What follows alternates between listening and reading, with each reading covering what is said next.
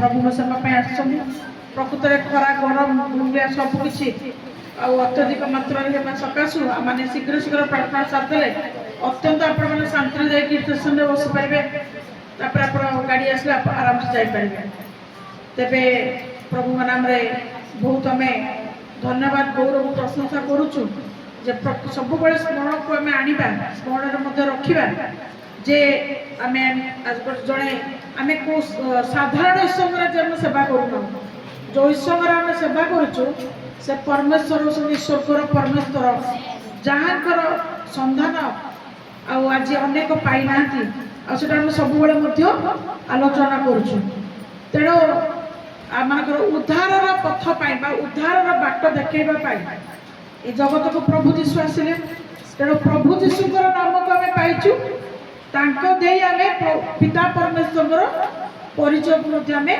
आज पाइचु तेणु आ प्रभु जीशु को जिते आम प्रार्थना रे धार्मिकता जीवन में आम जिते अधिक संतुष्ट जनक धर्मकर्म करवा से अधिक आम परमेश्वर निकट में आशीर्वाद पाई आम से स्थान को आपण स्थान को आम सजाड़ा प्रस्तुत हाँपाई आम निजे चेष्टा कर हालेलुया से आम आपण मैंने घरे पढ़े द्वितीय वंशावली 32 अध्याय लेखा जहाँ लेखा जार सारांश को आम देखा जे प्रकृत में कौन सी बलवान लोक बा कौन सी धनशाली लोक बा लोक संख्या जो अधिक से जगार कौन सी प्रकार जदि कहीं तुमको भय देखाए आमको भय देखाए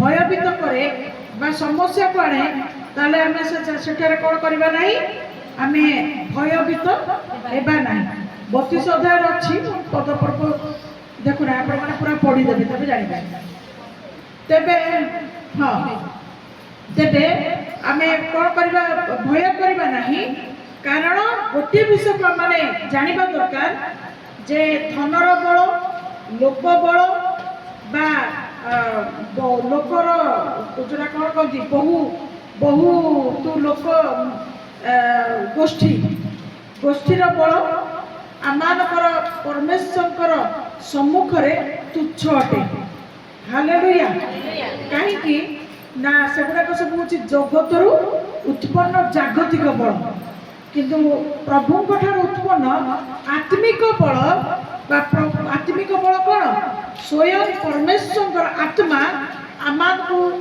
समस्त प्रकार समस्या बा विभिन्न प्रकार परिस्थिति उद्धार करने मुक्ति करने समाधान करने साहाय्य प्रदान करती हालेलुया हालेलुया से बेले बेले सुना फिका पड़ जाए सुनार किसी मूल्य थिले भी दरकार पड़े बेले बेले टंका सुना टंका रूपा थिले भी सेगुड़ा भी किसी कम आसेनी माने ठीक विपद समय सी भी आमको रक्षा करे बहुत लोग आम बंधु बांधव मैंने अच्छा भी आमर किसी बेले साहाय्य आसे ना किंतु जदि आमर परिचय भितर आम प्रभु को रखीचु प्रथम स्थान देचु तेबे निश्चित भाव से ही आम प्रत्येक अवस्था सब परिस्थिति केवल से ही आम को कौन करेंगे सुरक्षा करेंगे ता संगे संगे से कौन करती ना शत्रु शैतान मानकर सहित अदृश्य थी से आम युद्ध करती गोटे विश्वासी गोटे भक्त गोटे शरण नहीं शरण नहीं गोटे लोक से कौन करती से युद्ध करती से वाक्य लिखा जे ए युद्ध तुमर नुह तार अर्थ आम धर्म कर्म कर सत्यता जीवन भितर जदि आज आम गमन करुचु प्रभु सम्मान करुचु आम पूर्व स्वभावकृत को आम छाड़ी सारीचु तार अर्थ आम दुष्ट नुह तेणु यही समय आम दुर्बलता देखी बल बलशाली लोक मैंने कौन करती आक्रमण करती समस्या सृष्टि करती कहीं जेपर्यंत जड़े जड़े दुष्टता थी लोक लगे कि किसी कहे जो मुहूर्त जड़े कौन हो ପରିବର୍ତ୍ତନ ହେବ, ଭଲ ମଣିଷ ହେବ, ସେତିକି ବେଳେ ଅନ୍ୟମାନେ ତାର ଶତ୍ରୁ ହେବାକୁ ବା ବିରୋଧୀ ହେବା ପାଇଁ ଆରମ୍ଭ କରନ୍ତି। କିନ୍ତୁ ମନେ ରଖନ୍ତୁ, ଯାହାଙ୍କ ନାମ ସକାଶେ ଯାହାକୁ ନେଇ ଜଣେ ଧାର୍ମିକ ହୁଏ ବା ବିଶ୍ୱସ୍ତ ହୁଏ, ତାର ପାଇଁ ଆଉ ନିଜେ ଚିନ୍ତା କରିବା ଦରକାର ନାହିଁ, ମାତ୍ର ତାର ପାଇଁ ଅଦୃଶ୍ୟରେ ଥିବା ପରମେଶ୍ୱର ବହୁଳ ଭାବରେ ଚିନ୍ତା କରନ୍ତି ଏବଂ ତା ପାଇଁ ଶତ୍ରୁ ଶୈତାନ ମାନଙ୍କ ସହିତ ଯୁଦ୍ଧ କରନ୍ତି। ହାଲେଲୁୟା। ଏଣୁ ବାକ୍ୟ କହେ, ସଦାପ୍ରଭୁ ଯେବେ ମୋର ସପକ୍ଷ, କିଏ ସେ ମୋର ବିପକ୍ଷ ହୋଇପାରେ। ଏ ସବୁ ଯାକ ବାକ୍ୟ ଆପଣ ମାନଙ୍କ ପାଇଁ ଏକ ସାନ୍ତ୍ୱନାର ବାକ୍ୟ ଅଟେ। କାହିଁକି? ନିଶ୍ଚିତ ଭାବରେ ଏ ଜଗତ, ଏ ସଂସାର ଭିତରେ ଆମେ ରହିଥିବା ବେଳେ ଅନେକ କ୍ଷେତ୍ରରେ ଆମେ ଭୟଭୀତ ଅଟୁ, ଅନେକ କ୍ଷେତ୍ରରେ ଆମେ ନିରାଶ ଅଟୁ, ଅନେକ କ୍ଷେତ୍ରରେ ଆମେ ଦୁଃଖିତ ଅଟୁ, ଅନେକ କ୍ଷେତ୍ରରେ ଆମେ ନିଜକୁ ନିରୁପାୟ ଅସହାୟ ବୋଲି ମଧ୍ୟ ମନେ କରୁ। କିନ୍ତୁ ପ୍ରଭୁଙ୍କର ବାକ୍ୟ ସଦାସର୍ବଦା ତାଙ୍କର ଶରଣାପନ୍ନ ଲୋକମାନଙ୍କୁ କ'ଣ ଦିଏ? ସାହସ ଦିଏ, ବଳ ଦିଏ, ନୂଆ ଆଶା ଦିଏ, ଭରସା ଦିଏ। ଏବଂ ସେଇ ନୂଆ ଆଶା, ସେଇ ନୂଆ ଭରସା, ସେଇ ସାନ୍ତ୍ୱନା ଆମର ଏକମାତ୍ର ପ୍ରଭୁ ଯୀଶୁ। Hallelujah, hallelujah, hallelujah. ତେବେ ଆମେ ସିଧାସଳଖ ବାକ୍ୟକୁ ପଳେଇବା। ଗୀତ ସଂହିତା 34 ଅଧ୍ୟାୟ 15 ପଦ, 14 ପଦ, ନାଇଁ 15 ପଦ। ଗୀତ ସଂହିତା 34 ଅଧ୍ୟାୟ 15 ପଦ। ଧାର୍ମିକ ମାନଙ୍କ ପ୍ରତି ସଦାପ୍ରଭୁଙ୍କର ଦୃଷ୍ଟି ଅଛି ଓ ସେମାନଙ୍କ ଆର୍ତ୍ତନାଦ ପ୍ରତି ତାହାଙ୍କର କର୍ଣ୍ଣ ଅଛି। ହାଲେଲୁୟା। ଏଠି ଆପଣମାନେ କ'ଣ ଦେଖିଲେ? ଧାର୍ମିକ ମାନଙ୍କ ନିମନ୍ତେ ସଦାପ୍ରଭୁ ପରମେଶ୍ୱର କ'ଣ ଅଛି? ଦୃଷ୍ଟି ଅଛି। ପୁଣି ଯେପରି ସେମାନେ ଆର୍ତ୍ତସ୍ୱର କରି ଡାକିବେ, ସେଥିପାଇଁ ପ୍ରଭୁ ତାଙ୍କର କର୍ଣ୍ଣକୁ ମଧ୍ୟ ସେମାନଙ୍କ ନିମନ୍ତେ ରଖିଥାନ୍ତି। ତାର ଅର୍ଥ କ'ଣ? ଯଦି କେହି ତାଙ୍କ ପ୍ରତି ଧାର୍ମିକତା ଜୀବନ କାଟିବା ପାଇଁ ମନସ୍ଥ କଲା, ଆରମ୍ଭ କଲା, ସମର୍ପଣ ହେଲା, ନିର୍ଭର କଲା, ତେବେ କ'ଣ ହେଇଗଲା? ପ୍ରଭୁଙ୍କର ସେ ନୟନର ପିତୁଳା ହେଇଗଲା। ବୁଝିପାରିଲେ? ମାନେ ଅତି ପ୍ରଭୁଙ୍କର ସେ ଜଣକ ଅତି ପ୍ରିୟର ଲୋକ ହେଇଗଲା। ଆଉ ଯିଏ ଯାହାର ପ୍ରିୟ ହୁଏ, ତା ନଜର ସବୁବେଳେ ତାରି ଉପରେ ଥାଏ। Hallelujah, hallelujah, hallelujah. କ'ଣ ଆଜି ଆମମାନଙ୍କ ଉପରେ ପ୍ରଭୁଙ୍କର ଦୃଷ୍ଟି ଅଛି ବୋଲି ଆପଣମାନେ ଭାବୁଛନ୍ତି? କାହିଁକି?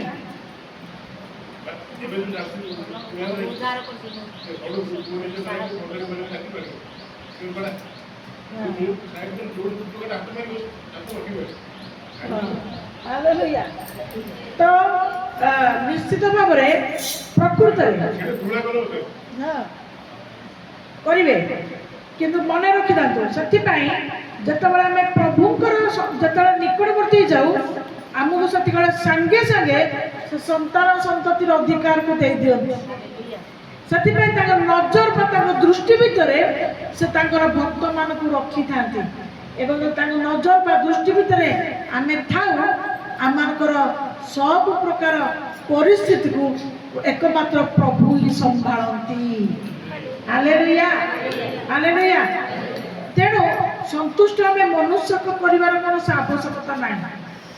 ଆମକୁ ସନ୍ତୁଷ୍ଟ ଯଦି ପ୍ରକୃତରେ କରିବାର ଅଛି, ଆମେ ଯାହାଠୁ ଆଶୀର୍ବାଦ ପାଇପାରିବା, ଯୋଉଠୁ ଅନନ୍ତ ଜୀବନ ପାଇପାରିବା, ଯୋଉଠୁ ପାଇଲେ ଆଉ ତାହା ବଦଳିବ ନାହିଁ, ଆମେ ସେହି ପରମେଶ୍ୱରଙ୍କୁ ସନ୍ତୁଷ୍ଟ କରିବା। ହାଲେଲୁୟା, ତାଙ୍କୁ ହିଁ ସନ୍ତୁଷ୍ଟ କରିବା। ତେଣୁ ଯଦି କେହି ଧାର୍ମିକତା ଜୀବନ କାଟୁଛି, ତାହେଲେ ଆପଣ ମନେ ରଖନ୍ତୁ, ଆପଣଙ୍କ ଉପରେ ସଦାପ୍ରଭୁଙ୍କର ଦୃଷ୍ଟି ଅଛି। କେବେ ବି ଆପଣ କହିବେ ନାହିଁ ଯେ ପ୍ରଭୁ ତୁମେ ମତେ କ'ଣ ଦେଖୁନାହ, ତୁମେ କ'ଣ ମତେ ଅନେଇନ। ପ୍ରଭୁଙ୍କର ବାକ୍ୟ କହେ, ତୁମ ପ୍ରତି ପ୍ରଭୁଙ୍କର ଦୃଷ୍ଟି ଅଛି। ପୁଣି କେଜାଣି କେତେବେଳେ ତୁମେ ଦୁଃଖରେ ପଡ଼ିବ, ଏ ଜଗତର ଲୋକମାନେ ତୁମକୁ କ'ଣ କରିବେ? କଷ୍ଟ ଦେବେ। এই জগতের লোকମାନେ ତୁମକୁ ଦୁଃଖ ଦେବେ। এই ଜଗତର ଲୋକମାନେ तुमको अपमान देबे ए जगत लोक मान तुमको विपद रे नहीं ठेली देबे आ तुम सेति बेले कोन हबो आ किछि उपाय न पाई तुम जानिथिबा से प्रभु यीशु को डाक छाड़िबो आत्मनाद करिबो माने विकळी हेकि निरुपाय कि हे प्रभु रक्षा कर बोले डाक छाड़िबो सेटा भी लिखा जायछि जे प्रभुकर कान मध्य से सदा सर्वदा पर्टिकुलर से लोक मान प्रति से डेरी की लगे की रखी थांती हालेलुया हालेलुया आजकल ये मनुष्य माने कोन गालुआ हे गरे नै कि नै तमे ताको डाकुतबो कहूतबो सुनिला बेले माने सुनुथिबे न सुनला बेले होथिबे डाकुतबो तो से माने कोन कहबे माने सुबुतबो किंतु मत जंदे माने सुबिला मत करबा को पड़िबो हैं तेणु कण कसवार कोन करंती सुनुथिबे किंतु न सुनिया बेले से एक्टिंगटा करथबे माने बहुत गालुआ लोक माने हे जगत भीतर अछन सब जानुथिबे किंतु न जानला बेले से रहिथिबे हैं तो किंतु परमेश्वर विषय गोटे कथा लिखा जाए जे से कौन करती से सब बड़े तत्पर होइकी थांती कौन तत्पर होइकी थांती ताको लोक माने केतोळे विपद पड़िकी डाकी देबे परा हालेलुया हालेलुया तेणु आज टू आपण माने कॉन्फिडेंस अर्थ ओडिया कोन हो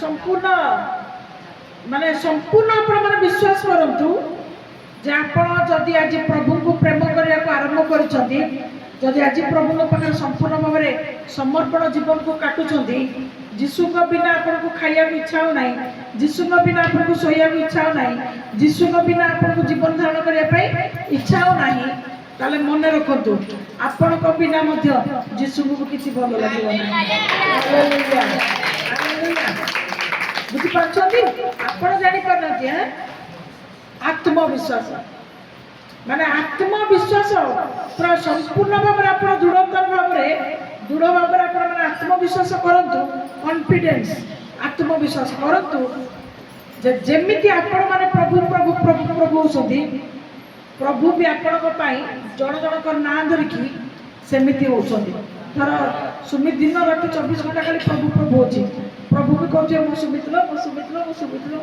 प्रभु भी कहते बुझी पाले माने एमितिका समस्त को आपण जण जण को प्रभु एई भलिया मोर मो पिलालो होथि सति पय आपणकर समस्या प्रति तांकर दृष्टि अछि आपणकर आर्तनाद प्रति तांकर कर्ण अछि दुनिया जाए भाड़ में हालेलुया किए तुम कथा सुनु अबा न सुनु तुमको किए उत्तर दऊ अबा न दऊ तुमर के साहाय्य करू अबा न करू मात्र सदा प्रभु परमेश्वर तुम सहित आम सहित दृष्टि एवं कान लगे कि सदा सर्वदा अच्छी प्रभु का नाम उच्च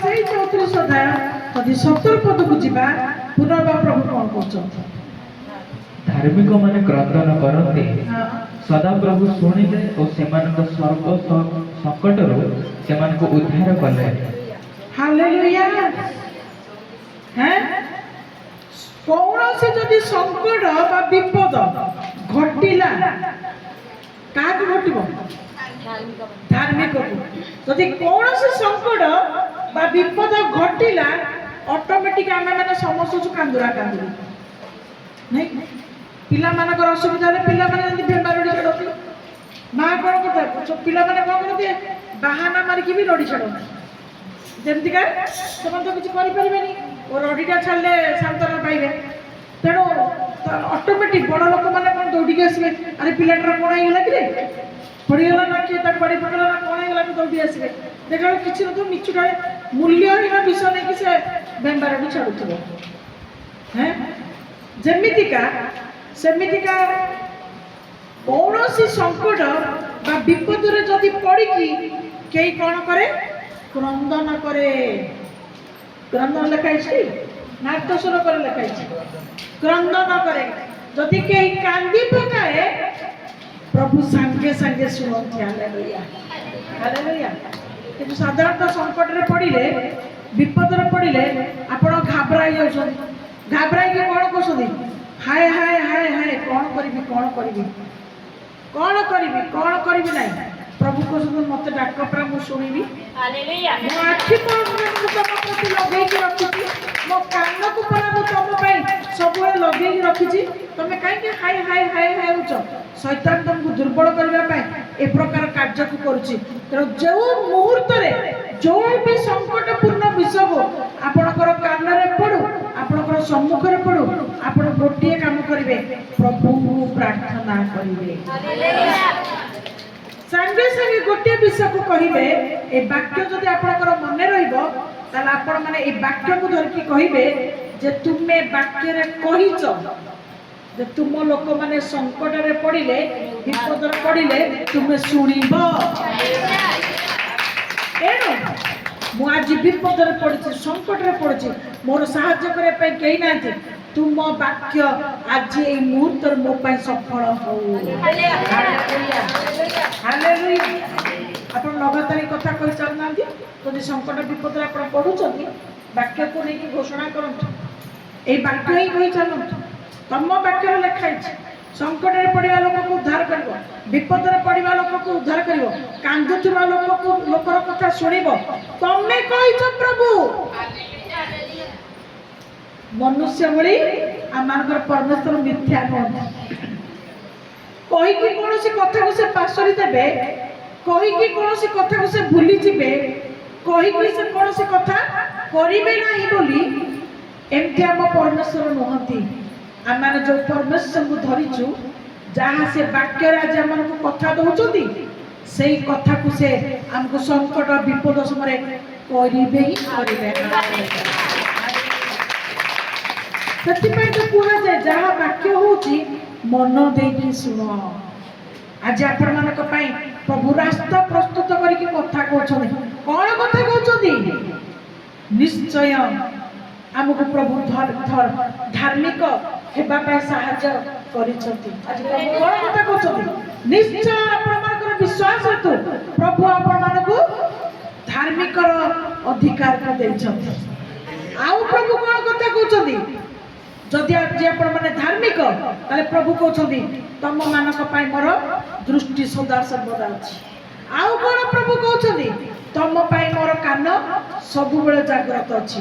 आउ कौन प्रभु कहते संकट रे डाकी मते देख विपद रे डाकी मते देख कांदी कांदी लुह गड़ेई तुमे देख मु सुनिबी मु कहिछि माने मु सुनिबी कारण हालेलुया कारण तुमे धार्मिकता को भल पाई अछ अधार्मिक को तुमे घृणा करि अछ।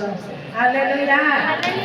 आज अनेक अछंती समाने धर्म को केवल धर्म विषय कहते किंतु समाने धार्मिक जीवन काटिबा पाई भल पाते नहीं समाने कदापि परिवर्तन हेबा पाई चाहते नहीं कदापि ईश्वर संतुष्टजनक पात्र पात्री रक्षा पाइबा पाई चाहते नहीं समानकर आखि को ऊपर थाए समानकर आखि का ऊपर थाए हैं अधार्मिकता दुष्टता मंदता ए ऊपर तंकर आखि दे माने बिल्कुल धर्म जीवन काटिबा पाई चाहती नहीं काईकि समाने भाबती जे धर्म जीवन जदि हमको आमे जदि धर्म जीवन काटिबु ताले संपूर्ण परिवर्तन हेले ए जगत रे आमे चलबी पारिबु नाही।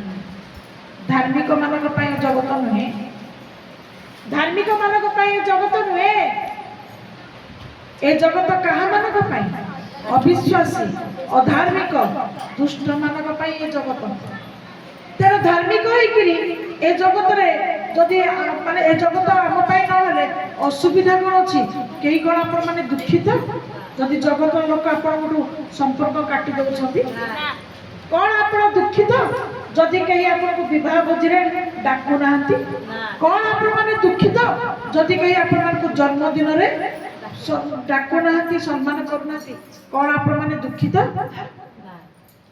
आमर भोजी आमको रक्षा करबनी ବିବାହଘର ଆମକୁ ସମ୍ମାନ ଦବନି, ବିବାହଘର ଆମକୁ ଅନନ୍ତ ଜୀବନ ଦବନି, ଜନ୍ମଦିନ ଆମକୁ ପରିତୃପ୍ତ କରିପାରିବ ନାହିଁ। ମାତ୍ର ପରମେଶ୍ୱରଙ୍କୁ ବିଶ୍ୱାସ ଧାର୍ମିକତା ଜୀବନ ଇହକାଳ ପରକାଳ ପାଇଁ ଲାଭଜନକ ହବ। Hallelujah hallelujah. ବହୁତ ବହୁତ ଧନ୍ୟବାଦ। ଆଜି ମାନେ ଏବେ ଆମେ ବଞ୍ଚିଛୁ ଜଗତରେ ବୋଲି ସମସ୍ତେ ସମସ୍ତଙ୍କୁ ପ୍ରଚୁର ଲୋଭ କରୁଛୁ। ଇଏ ମୋ ପିଲା, ଇଏ ମୋ ସ୍ୱାମୀ, ମୋ ସ୍ତ୍ରୀ, ମୋ ଘର, ମୋ ଦ୍ୱାର, ମୋ ଜିନିଷ। ଆଜି ସକାଳୁ ଗୋଟେ ଖବର ଶୁଣିକି ମତେ ମାନେ ମୁଁ ସେ କଥାଟା ଶୁଣିକି ଭାବୁଥାଏ ଯେ ଲୋକମାନେ ଗୋଟେ ମୁହୂର୍ତ୍ତରେ ଗୋଟେ ସେକେଣ୍ଡରେ ଚେଞ୍ଜ ହେଇଯାନ୍ତି। ଗୋଟେ ଆଜି ସକାଳୁ ମାନେ ଗୋଟେ ପରିବାରରେ ଗୋଟେ ପିଲା ମାନେ ଗୋଟେ ପୁରୁଷ ପିଲା ବିଷୟରେ କହିବି, ତେଣୁ ତାର ପରିଚୟ ନେଇକି କହୁଛି।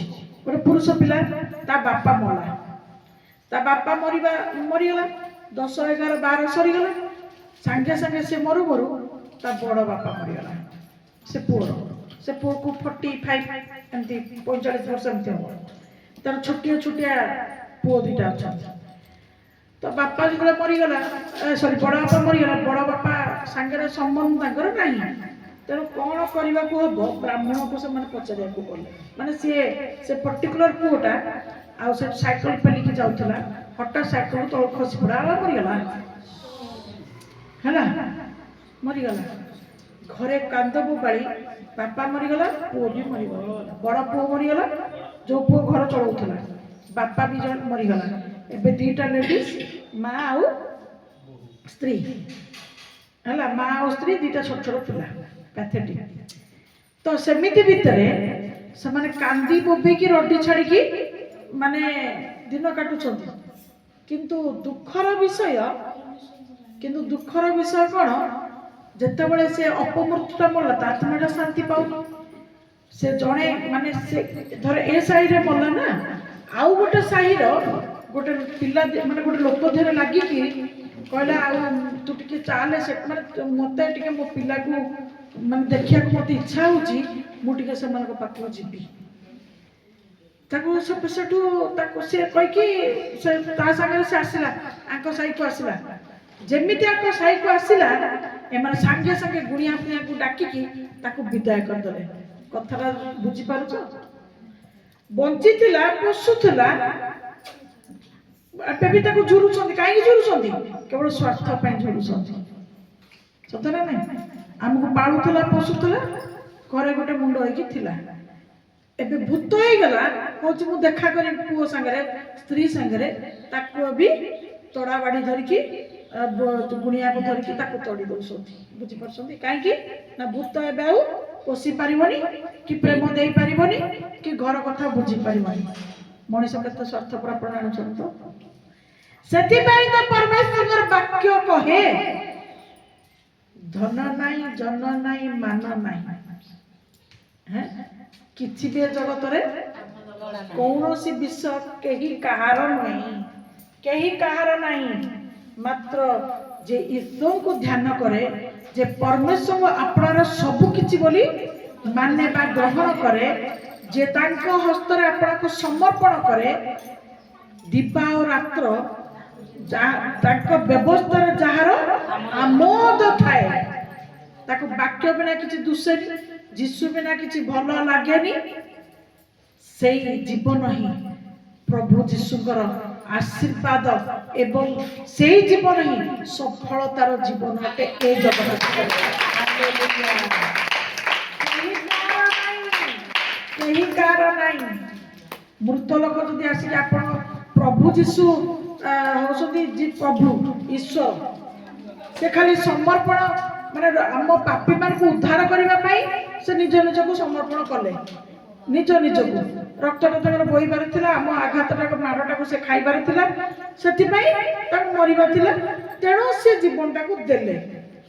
କିନ୍ତୁ ସେ କହିଲେ ଯେ ମୁଁ 3 ଦିନରେ ପୁଣି ତମ ପାଖକୁ ଆସିବି। ହେଲେ ଶିଷ୍ୟମାନେ ମାନେ ପ୍ରଭୁଙ୍କୁ ଜାଣୁଥିଲେ, ପ୍ରଭୁ ଯୀଶୁଙ୍କୁ ଜାଣୁଥିଲେ ଯେ ତାଙ୍କର କେତେ ଶକ୍ତି, କେତେ ପାୱାର, କେତେ ବର୍ଷ ତାଙ୍କ ସାଙ୍ଗରେ ଶିଷ୍ୟ ଗୁଡ଼ା ରହିଲେ। କିନ୍ତୁ ପ୍ରଭୁ ଯୀଶୁ ଆଇଲେ, ଭୂତ କହିକି ସବୁ ଚିତ୍କାର କଲେ।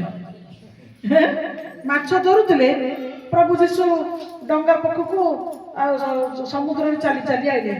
ଭୂତ ଭୂତ କହିକି ଡରିକି ଛିନଛତ୍ର ଦୌଡ଼ିଲେ। ପ୍ରଭୁ ଯୀଶୁ କହିଲେ, ଆରେ ଆରେ କୁଆଡେ ଦୌଡୁଛ? ଏ ମୋ ହାତକୁ ଦେଖ, ଯାହାକୁ କଣ୍ଟା ବିନ୍ଧା ହେଇଥିଲା ମୁଁ ସେଇ ପରା।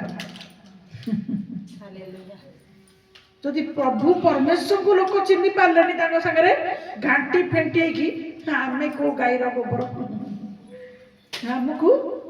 ଆମକୁ କିଏ ସେ ଚିହ୍ନିବ, ଜାଣିବ? ଆମକୁ କିଏ ସେ ପ୍ରେମ କରିବ? ଆମେ ମରିକି ଯଦି ଆମେ କହିବା ମୋ ସ୍ତ୍ରୀ ମୋ ପିଲାକୁ ମୁଁ ଦେଖିବି, ମୁଁ ଟିକେ ରହିବି, ଗୋଟେ ଗୋଇଠା ତୁ ଯା ଶୀଘ୍ର ଛାଡେ। ବର୍ତ୍ତମାନ ତୁ ଆଉ ମିତ୍ର ନୁହ, ତୁ ହଉଛୁ ବର୍ତ୍ତମାନ ଭୂତ ପ୍ରେତ। ବୁଝିପାରିଲେ? ତେଣୁ କାହିଁକି ନୁହଁ, ଏ ଜୀବନ ଥିଲା ପର୍ଯ୍ୟନ୍ତ ଆମେ ମାନେ ଯାହାକୁ ପାଇଛୁ ଆମେ ତାକୁ ସନ୍ତୁଷ୍ଟ କରିବା ନାହିଁ, ଯାହାକୁ ପାଇଛୁ ତାଙ୍କ ପ୍ରତି ସମର୍ପିତ ହେବା ନାହିଁ, ଯାହାକୁ ପାଇଛୁ ତାଙ୍କୁ ପ୍ରଥମ ସ୍ଥାନ ଦେବା ନାହିଁ, ଯାହାକୁ ପାଇଛୁ ତାଙ୍କୁ ସମ୍ମାନ କରିବା ନାହିଁ। Hallelujah, hallelujah, hallelujah. ତା ଭିତରେ ବି ବହୁତ ସ୍ୱାର୍ଥପର ଲୋକ ଅଛନ୍ତି। ସେମାନେ ଖାଲି ଯୀଶୁ ନାମ ଧରନ୍ତି, ପାଆନ୍ତି, ନିଜ ବାଟରେ ଚାଲି ଯାଆନ୍ତି। ତାଙ୍କ ପାଇଁ ପ୍ରଭୁଙ୍କର କିଛି କାମ ନାହିଁ। ପ୍ରଭୁ ବି କହନ୍ତି, ଠିକ ଅଛି ତୁ ଆଇଲୁ, ତୋ କଥା ଶୁଣିଲୁ, ତୁ ତୋ ବାଟରେ ଯା। କିନ୍ତୁ ଯୋଉମାନେ ଜୀବନର ଶେଷ ନିଶ୍ୱାସ ପର୍ଯ୍ୟନ୍ତ ପ୍ରଭୁ ଯୀଶୁଙ୍କର ପାଇଁ ଧାର୍ମିକତା ଜୀବନ କାଟିବା ପାଇଁ ବାଛି ଦେଇଛନ୍ତି ରାସ୍ତାକୁ, ସେମାନଙ୍କ ପାଇଁ ପ୍ରଭୁଙ୍କର ଚକ୍ଷୁ ଅନବରତ ଲାଗିକି ରହିଛି।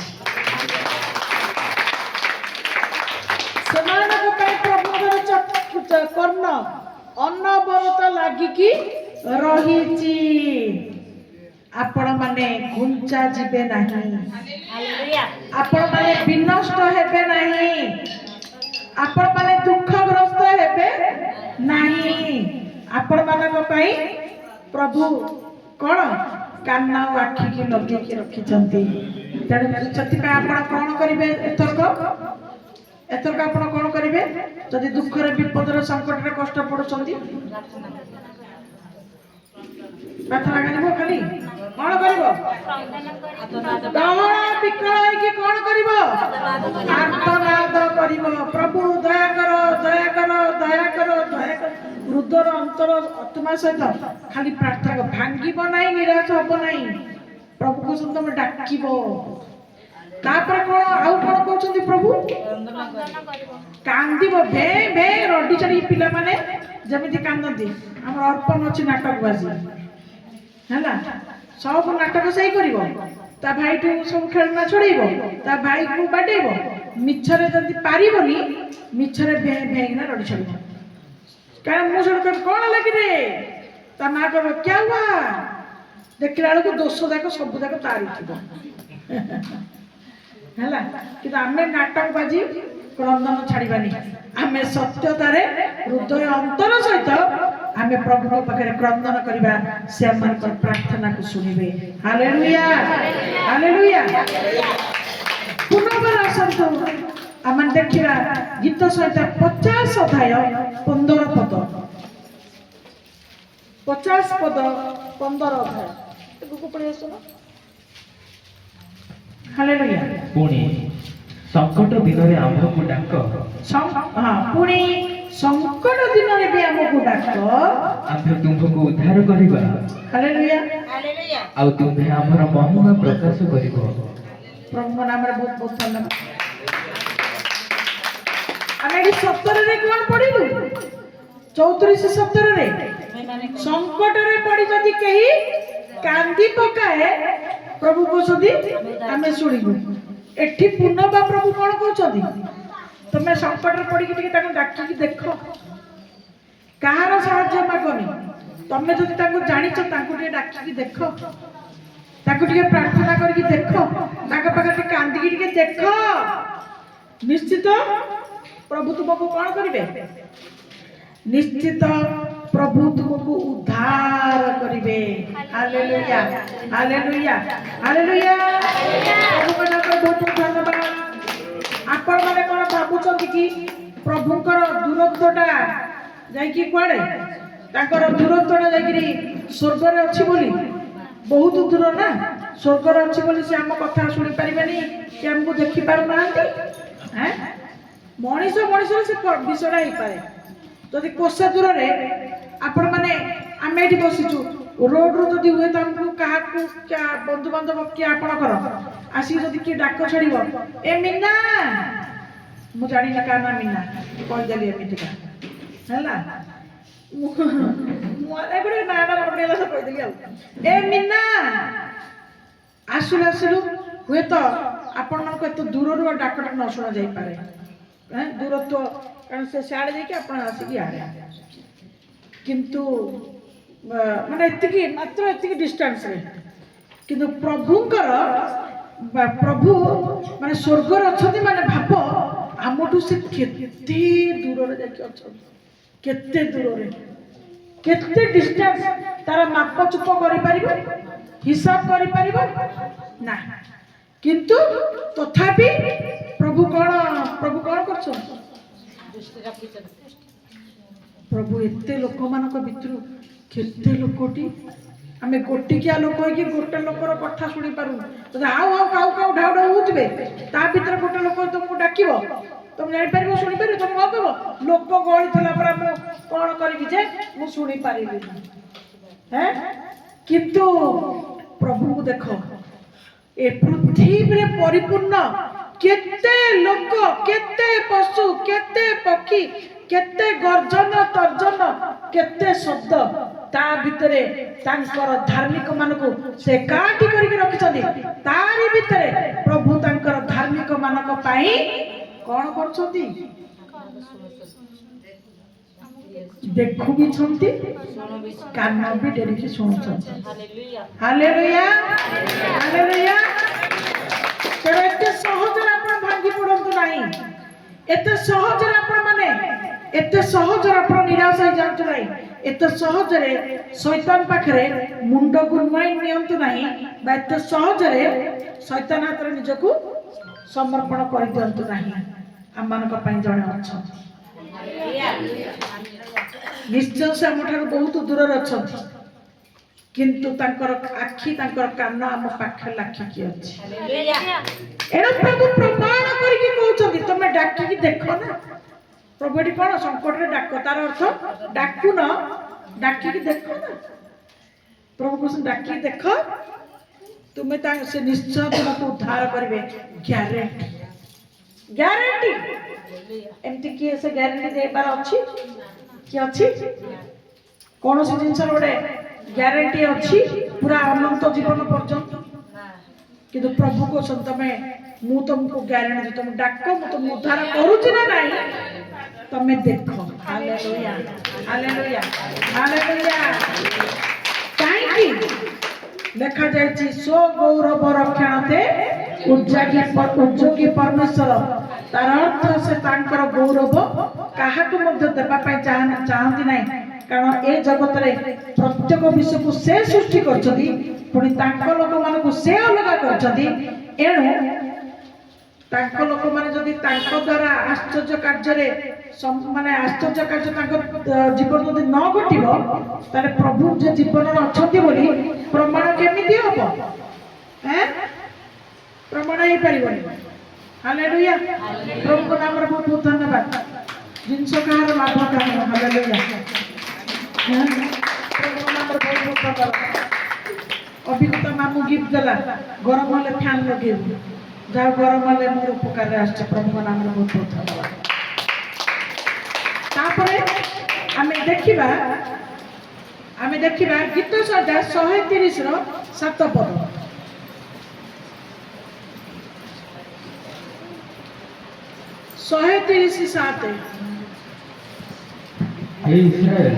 हे इस्राएल, सदाप्रभुଙ୍କ ଠାରେ ଭରସା ରଖ, କାରଣ ସଦାପ୍ରଭୁଙ୍କ ଠାରେ ଦୟା ଅଛି ଓ ତାହାଙ୍କ ଠାରେ ପ୍ରଚୁର ମୁକ୍ତି ଅଛି। ପ୍ରଭୁଙ୍କ ନାମରେ ଧନ୍ୟବାଦ। हे ଇସ୍ରାଏଲ, ଆମେ କହିବା ହେ ଭକ୍ତଗଣ, ଇସ୍ରାଏଲ ପାଇଁ ଯଦି ପ୍ରଭୁ କହୁଛନ୍ତି, ଆମେ କୁଆଡେ ଯିବୁ? ପୁଣି ଆମେ ବି ତ ପ୍ରଭୁଙ୍କୁ ଡାକୁଛୁ, ଆମେ ବି ତ ପ୍ରଭୁଙ୍କୁ ବିଶ୍ୱାସ କରୁଛୁ। ଖାଲି କଣ ଇସ୍ରାଏଲ ମାନେ ପାଇବେ, ଆମେ କଣ ପାଇବା ନାହିଁ କି? ତାହେଲେ ଆମେ ଆମ ଉପରକୁ ନେବା। ପ୍ରଭୁ ବର୍ତ୍ତମାନ ଏ ସ୍ଥାନରେ ନା ଜଟଣ ନା ସବୁଆଡେ ଲୋକ ଆସୁଛନ୍ତି ନା ଆଉ। ହେ ବର୍ତ୍ତମାନ ପ୍ରାଙ୍ଗଣରେ ବସିଥିବା ଲୋକମାନେ, ହେ ବର୍ତ୍ତମାନ ୟୁଟ୍ୟୁବ ଚ୍ୟାନେଲରେ ପ୍ରକାଶ ପାଉଥିବା, ଦେଖୁଥିବା, ବିଶ୍ୱାସ କରୁଥିବା ଆଉ ଆନନ୍ଦ ପାଉଥିବା ଲୋକମାନେ, ପ୍ରଭୁ ସେମାନଙ୍କୁ କଣ କହୁଛନ୍ତି? ମୋର ତୁମେ ମାନେ ଯଦି ମୋ ଉପରେ ଭରସା କରୁଛ, ମୋର ବି ଦୟା ତୁମ ମାନଙ୍କ ପାଇଁ ପ୍ରଚୁର ଅଛି। Hallelujah, hallelujah. ପ୍ରଭୁ କେତେ କଥା କହିକି କେତେ ପ୍ରତିଜ୍ଞା ଦେବେ, ଆଉ ତୁମେ କେତେ କଣ ତାଙ୍କୁ ସନ୍ଦେହ କରିବ, ଆଉ ତୁମେ କେତେ କଣ ତାଙ୍କୁ ପରୀକ୍ଷା କରିବ? ଯୋଉମାନେ ତାଙ୍କ ଉପରେ କଣ, ତାଙ୍କୁ ଯୋଉମାନେ ଭରସା କରନ୍ତି, ପିଲାମାନଙ୍କର ଭରସା ବାପା ମାଙ୍କ ଉପରେ, ସେମାନେ ବିନ୍ଦାସ ଖାଆନ୍ତି, ବିନ୍ଦାସ ଶୁଅନ୍ତି, ବିନ୍ଦାସ ବୁଲନ୍ତି। ବଡ ହେଇଗଲା ପରେ ଆଉ ବିନ୍ଦାସ ଜୀବନ ହବ?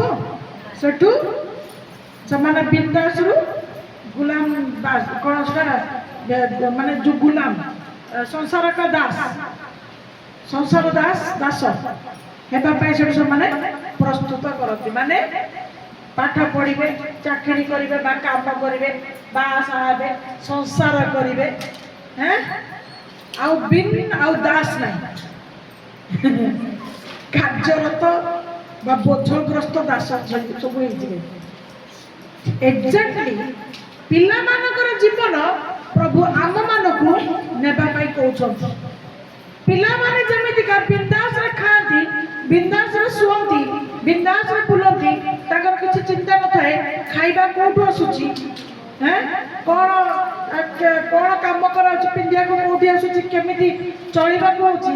ଯଦି ପିଲାଙ୍କର କୌଣସି ଚିନ୍ତା ନଥାଏ, ସେମାନେ ତାଙ୍କ ବାପା ମା ଉପରେ ଭରସା କରନ୍ତି। ଆଜି ମଧ୍ୟ ଆମେ ପ୍ରଭୁଙ୍କ ନିକଟରେ ତାଙ୍କର ସମସ୍ତ ପ୍ରିୟ ପିଲାମାନେ ଅଟୁ।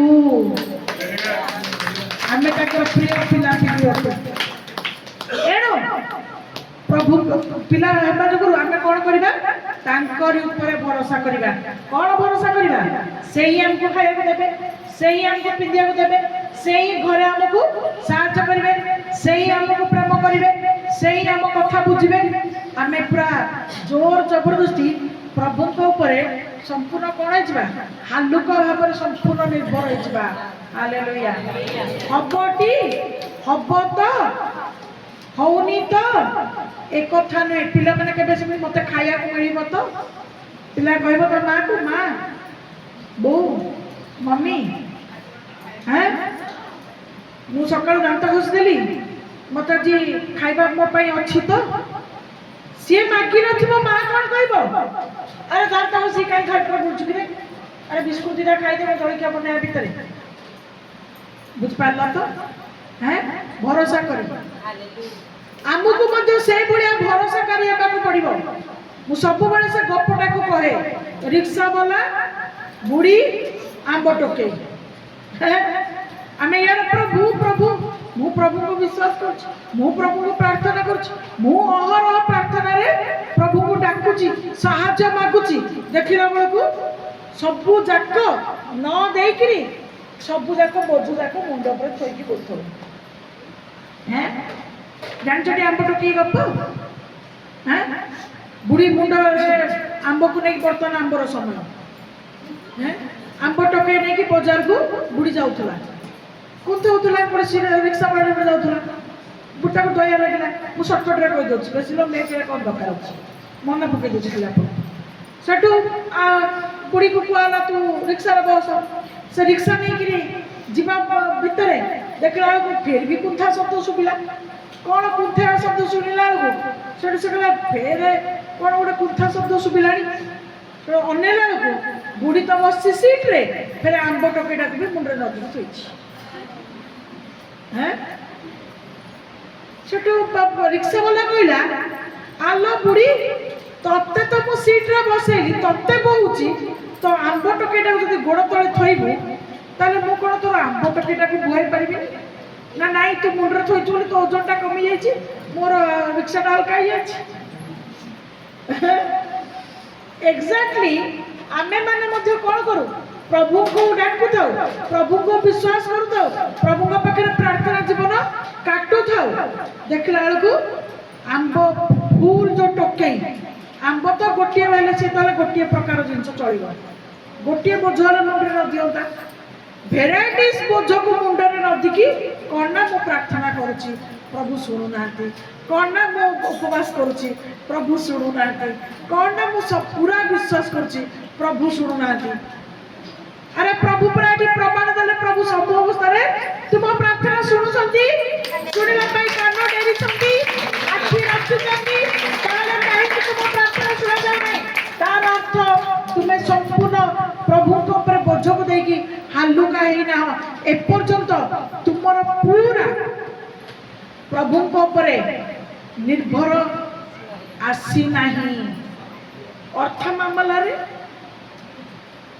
जड़े मिछ जदि शपथ करथिबो तो ताकू पूरा कहबो चिंता करना तते काली तते मो काली पैसा देबी तू केते शीघ्र सकाळू पळेया।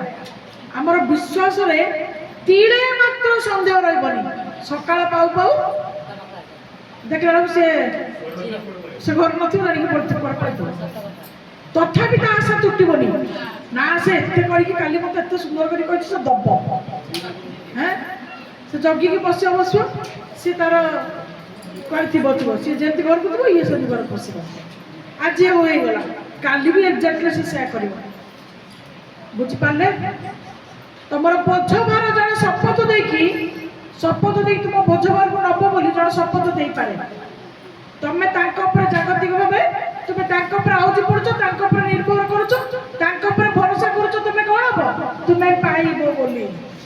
किंतु जो प्रभु का क्षमता अच्छी जो प्रभु तुम करी पारिबे तुमे 100% तांको ऊपर तुम भरोसा तुम निर्भर तुमे रखि पारनो सेति पाई तुमे दुखित रहउछ तुमे तुमरा संपूर्ण बोझ को प्रभु को ऊपर कहि दे कभी तो तुमे कहछ किछि ना ब्लैकमेल तो करबो प्रभु को बोला मनीष को ब्लैकमेल करूछि तू कहितलु तू काम कल मते 100 टका दबु तू दे आज तू दे मु बिरयानी खाई तो दबु आज मु बिरयानी खाई आ मु कटु तो काम कहितलु रखे बसे उठे दब हैं मनीष कहीं प्रभु को भी टिके ब्लैकमेल करना प्रभु मु सेदिन कष्ट करके तुम प्रांगण को जाइली मुपास पेट मोर थिला घरे भी रंधा बड़ा करनथि ट्रेन रे बस रे गाड़ी गुलज खाई घर ट्रेन बस रे झाड़ नाड़ है मु कष्ट करी तुम वाक्य को शुणी से दिन तुम्हें निजे थिल आ तुम्हें वाक्य दे मते कथा कहिथिल कोन कहिथिल तबे डाकिले मु शुणीबी तमे तुम ऊपर मोर दृष्टि अच्छी ताले प्रभु मु सब करती तमे मन पका तेणु मो काम आज मते करिक दियो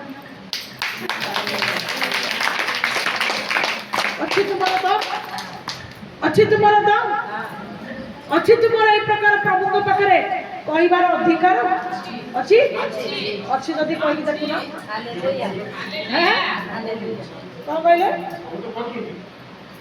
कहि कि देखो प्रभु को डाकी देखुना कहि कि देखुना हेला हमें कहू तो ठीक अछि मेन तो पर आंब टके मुंडू लो प्रभु खाऊ सदी पियाऊ सदी पिंधो सदी रहिबा को दउ सदी सब चली छि कि दुखर विषय आंब टकीटा को मुंडू कहि हमें ओलो ना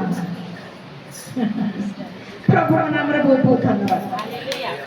तेणु जो माने तांको ऊपर भरोसा करती प्रभु तांको ऊपर प्रचुर दया रे परिपूर्ण करती पुणी लिखा जाइए तांको पाखरे वो खाली मुक्ति कौन पढ़ुच कौन लिखाई प्रचुर मुक्ति अच्छी माने तुम ए समस्या था बी समस्या था सी समस्या था डी समस्या था जेड पर्यंत तुम समस्या था प्रत्येक समस्यार मुक्ति बा समाधान प्रभु पाखे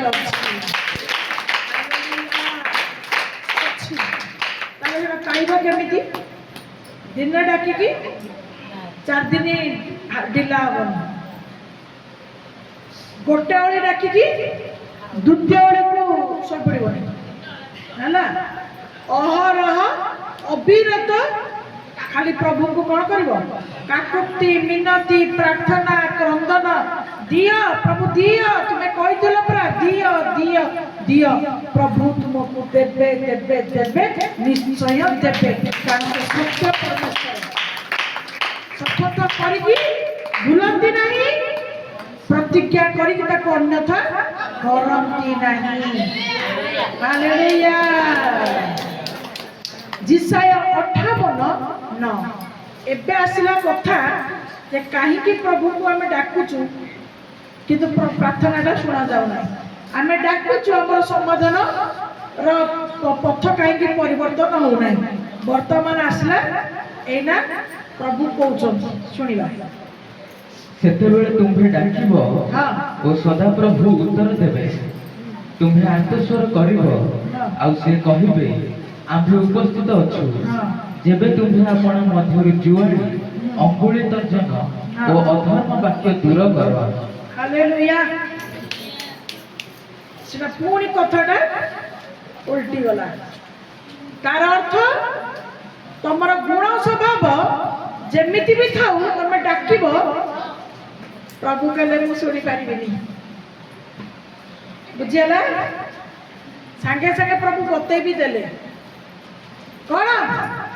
ତମେ ଡାକୁଛ ଠିକ ଅଛି, ପ୍ରଭୁ ଶୁଣିବେ ବୋଲି କହୁଛନ୍ତି, ଠିକ ଅଛି, କିନ୍ତୁ ପ୍ରଭୁ କହୁଛନ୍ତି ପ୍ରଥମେ ଆଗ ତୁମେ ତୁମର ସ୍ୱଭାବ, ତୁମେ ତୁମର ଗୁଣକୁ କ'ଣ କର? ପରିବର୍ତ୍ତନ କର, ଦୂର କର। ମାନେ ତୁମଠୁ ତୁମ ଗୁଣ ସ୍ୱଭାବକୁ କ'ଣ କର? ପରିବର୍ତ୍ତନ କର। କ'ଣ ଗୁଣ ସ୍ୱଭାବ? ବାଇବେଲରେ ଲେଖା ହେଇଗଲା ଅଙ୍ଗୁଳି ତର୍ଜନ। ନିଜେ ନିଜ ପଛରେ କହନ୍ତି ଚାଲୁଣି, ଆଲେ ଚାଲୁଣି, ତୋର ତ ହଜାରେ କଣା, ତୁ କାହିଁକି ଛୁଞ୍ଚି କରୁନଛୁ? ଛୁଞ୍ଚିର ତ ଗୋଟେ କଣା। ହେଁ, ତାର ଅର୍ଥ ଚାଲୁଣି ଯୋଉ ଆପଣ ଦେଖିଛନ୍ତି ନା, ଚାଲୁଣିର କ'ଣ? ବହୁତ, ତା ଭିତରେ ବହୁତ କଣା କଣା କଣା କଣା ଥାଏ। ଛୁଞ୍ଚିର ସୂତା ପଶିବା ପାଇଁ ଗୋଟିଏ। ତେଣୁ କ'ଣ? ଅନେକଙ୍କ ଭିତରେ ନିଜ ଭିତରେ ପ୍ରଚୁର ଦୋଷ, ଦୁର୍ବଳତା, ପୋଚା ସବୁ ପ୍ରଚୁର, ମାନେ ଭରପୁର ହେଇକି ଥାଏ। ଦେଖିଲା ବେଳକୁ ଯଦି କେହି ଗୋଟିଏ କିଛି ଦୋଷ କାମ କରୁଥାଏ କି ତାର ଦୁର୍ବଳତା ଥାଏ, ଲୋକ ତାରି ପଛରେ, ମାନେ ସେଇ ଲୋକଟି ଚାଲୁଣିଟା କ'ଣ କରିଥାଏ? ଛୁଞ୍ଚି ପଛ ଲାଗିଥାଏ। ସେଥିପାଇଁ ବାକ୍ୟରେ କ'ଣ ଏ ବିଷୟରେ ଲେଖାଯାଇଛି? ଲେଖାଯାଇଛି କ'ଣ ଲେଖାଯାଇଛି? ତମର ମନେ ଅଛି କ'ଣ ଲେଖାଯାଇଛି? হ্যাঁ ইংলিশে କହିବିନି, ମାନେ କହିଲି ପରା, ମାନେ ଚାଲୁଣି ଛୁଞ୍ଚିକୁ କହୁଛି। ତାର ଗୋଟେ ବାଇବେଲ ବିଷୟ ଲେଖାଯାଇଛି, କାହାର ମନେ ଅଛି? ଏ ହେ, ସେଇଟା ନୁହଁ, ଛୁଞ୍ଚି କଥା କ'ଣ କହିଲେ?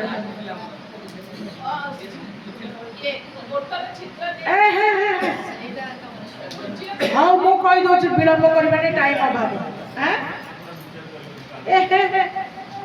ପର୍ଟିକୁଲାର ଲେଖା ହେଇଛି, ତୁମ ଆଖିରେ ଥିବା କଡ଼ି କାଠକୁ ବାହାରି କର। ତୁମେ ଭାଇର ଟୁଟାଟିକୁ କାହିଁ ଦେଖୁଛ?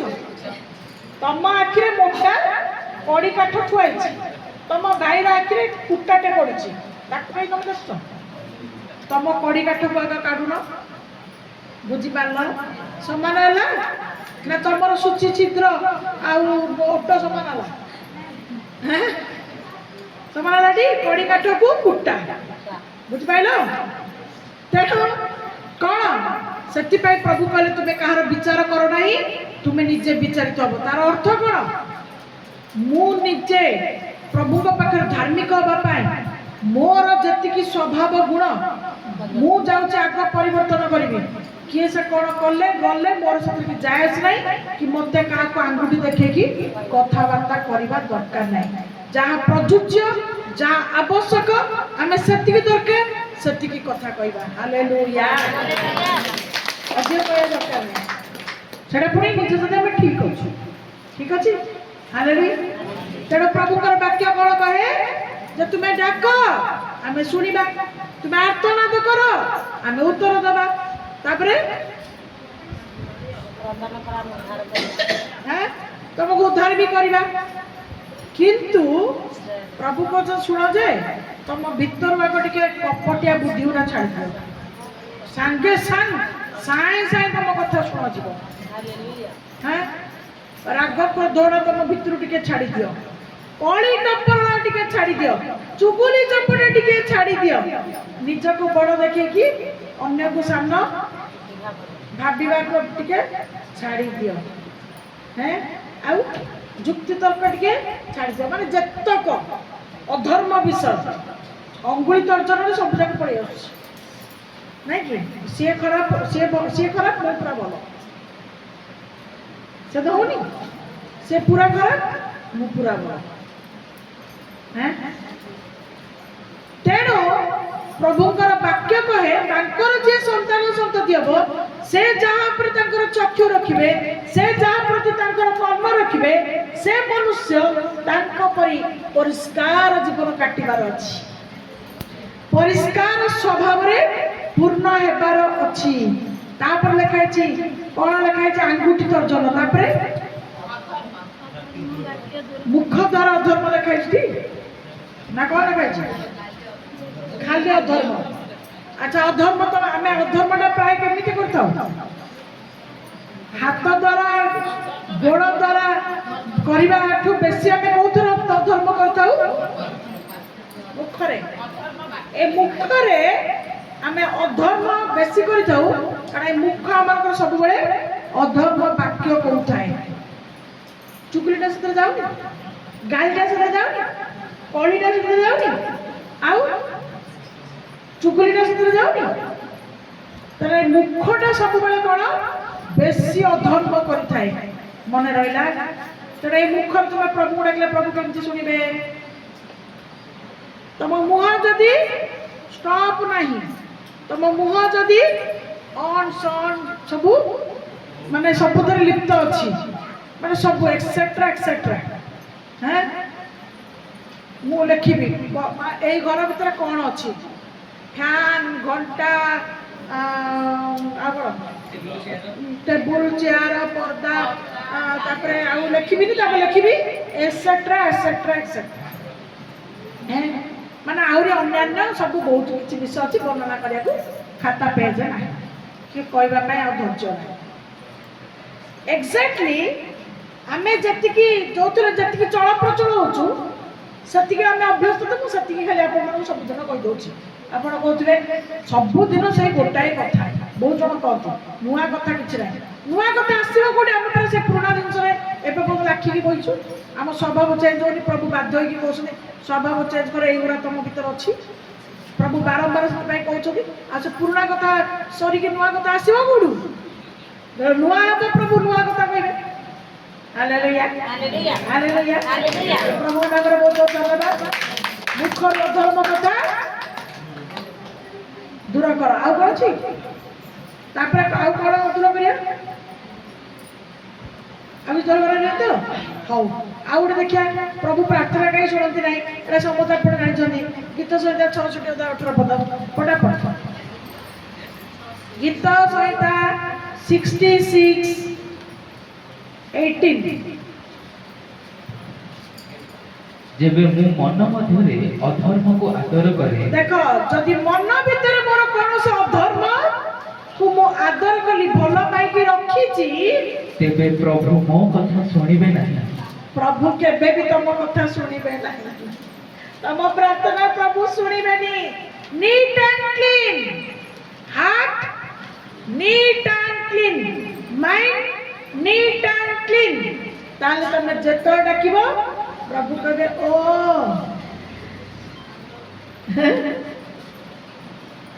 ସବୁ ତମକୁ ପ୍ରଭୁ ଯେମିତି ଆମର ନିଟ୍ ଆଣ୍ଡ କ୍ଲିନ୍, ତାଙ୍କର ଶୁଣିବା ଏବଂ ଉତ୍ତର ଦେବା ଯେମିତି ନିଟ୍ ଆଣ୍ଡ କ୍ଲିନ୍, ଏକ୍ଜାକ୍ଟଲି ଆମମାନଙ୍କର ପ୍ରାର୍ଥନା ମଧ୍ୟ ସେମିତି ନିଟ୍ ଆଉ କ୍ଲିନ୍ ରହିବାର ଆବଶ୍ୟକତା ଅଛି। ରାଗ କଳି କରିକିରି ଯଦି ତମେ ଆଇନା ଘରୁ ଆସିଥିବ, କାହା ସାଙ୍ଗରେ କଳି ଝଗଡ଼ା କରିକି, କାହା ପରେ ରାଗ ରଖିକି ଯଦି ଘରକୁ ଆଇନା ଆସିଥିବ, ଆଉ ତମର ସମସ୍ୟା ବି ନେଇକି ଆସିଥିବ, ମନେ ରଖ ଯେମିତି ଆଇଛ ସେମିତି ବାଟେ ବାଟେ ଯିବ। ମୋ ହାତର କିଛି ଦୋଷ ନାହିଁ, କାହିଁକିନା ମୁଁ ହସ୍ତାର୍ପଣ କରିବି ଆପଣମାନଙ୍କୁ, ତେଣୁ ମୋ ହାତର କିଛି ଦୋଷ ନାହିଁ। କି ଯୋଉ ପ୍ରଭୁଙ୍କୁ ବିଶ୍ୱାସ କରିକି ଆସିଲ ସେ ପ୍ରଭୁଙ୍କର ବି କିଛି ଦୋଷ ନାହିଁ। କାହିଁକି ତମେ ଯେମିତି ସବୁ ନେଇକି ସାଙ୍ଗରେ ବାଟେ ବାଟେ ଆଇଲ ସେମିତି ନେଇକି ସବୁ ଯାକ ବାଟେ ବାଟେ ସେମିତି ଯିବ, ବୁଝିପାରିଲ? ତେଣୁ କଳି ଝଗଡ଼ାର ମନ, ରଗାରଗିର ମନ, ଅଶାନ୍ତିର ମନ, କପଟର ମନ, ପୋଚା ମନ ନେଇକି ପ୍ରଭୁଙ୍କ ବିଲକୁଲ ବି ଆସିବନି। ପ୍ରଭୁଙ୍କ ସହିତ ଅଧର୍ମ ନଥିଲେ ମୁଁ ବିଲକୁଲ ଶୁଣିବିନି। କୋଉ ପ୍ରକାର ମନ ନେଇକି ଆସିବ? ଧାର୍ମିକତାର ମନ, ଆଉ ଦୟାର ମନ, ଆଉ ପବିତ୍ରତାର ମନ, ସମ୍ପୂର୍ଣ୍ଣ ଆତ୍ମା, ସମ୍ପୂର୍ଣ୍ଣ ଦେହ ମନ ଆତ୍ମାକୁ ସମ୍ପୂର୍ଣ୍ଣ ତାଙ୍କ ଉପରେ ସମର୍ପଣ କରି ଆଶା କରିକି ଆସିବ। ତା ବୋଲି ନୁହଁ ସେଇ ଦିନଟା କଳିଟା ଛାଡ଼ିକି ଆସିବ ବୋଲି। ଶନିବାର ଖାଲି ଆଶୀର୍ବାଦ ପାଇଲା ପାଇଁ ଖାଲି କଳିଗୋଳ ଅଶାନ୍ତିକୁ ଛାଡ଼ିକି ଆସିବ।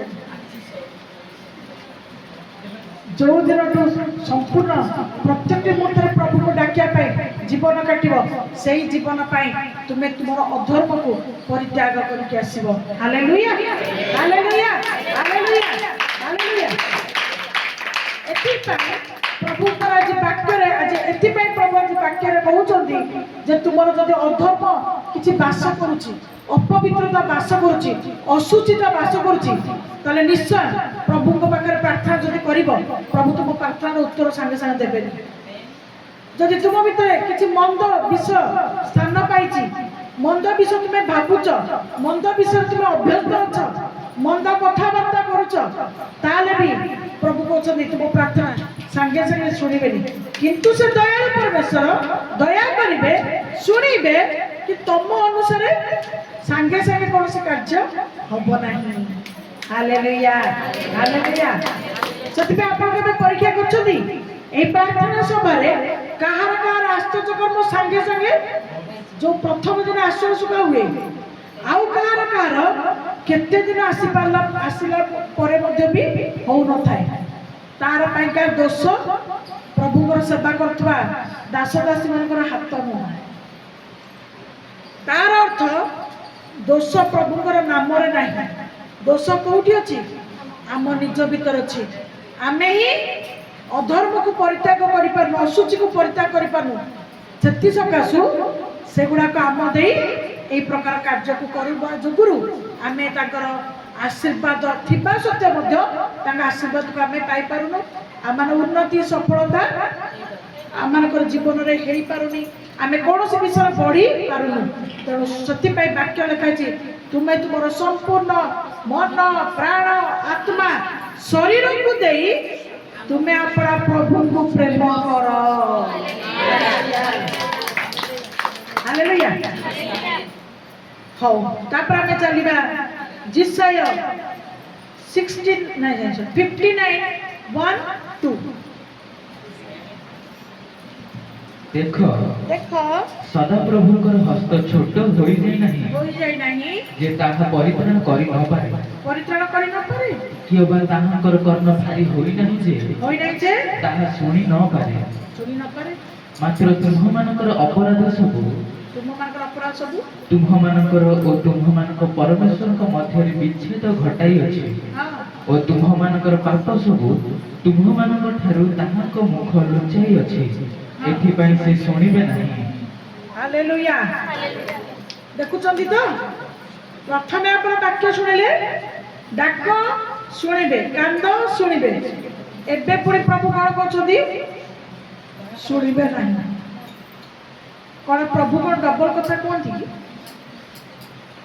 କଣ ଆପଣ ମାନେ ଭାବୁଛନ୍ତି? ପ୍ରଥମେ କହିଲେ ଶୁଣ, ତମେ ଡାକ ଆମେ ଶୁଣିବା, ଏବେ ପ୍ରଭୁ କହୁଛନ୍ତି ଆମେ ଶୁଣିବା ନାହିଁ। ତାହେଲେ ପ୍ରଭୁ କଣ ଡବଲ ଆକ୍ଟ କରନ୍ତି କି? ମାନେ ଡବଲ ରୋଲ କରନ୍ତି କି? ନା, ପ୍ରଭୁ ଆମମାନଙ୍କୁ ଯଥାର୍ଥ ୱାଜିବ ବିଷୟକୁ ପ୍ରଭୁ ଜଣାନ୍ତି ଏବଂ ସେ ଚାହାନ୍ତି धार्मिक मानकर शरणापन्न लोक मानकर निर्भर करुवा लोक मानकर आदौ कौन भाव किसी भी एभलिया विषय न रहू जोटिकी से प्रभुंकर विश्वासी बोली कुआ जाउथिबा क्षेत्र रे से माने अपदस्थ माने प्रार्थना उत्तर न मिले से कोई अपदस्थ न हुंतु बा अपमानित न हुंतु बुझी पारलो प्रभु कहीं शुणा जाऊनी कौन पाइका उत्तर डेरी होची प्रभु जणै दउछथि जेपरी तुमे कौन करिवो तुमे ई सब विषय परिवर्तन नहीं प्रभु जहाँ कहते ता करिवो आ प्रभुकर वाक्य आम प्रति बा धार्मिक प्रति सफल हो एवं से सफलता प्रार्थना आमक पई उत्तर आनिले आमे प्रभुकर महिमा एवं प्रभुको गौरव करिबा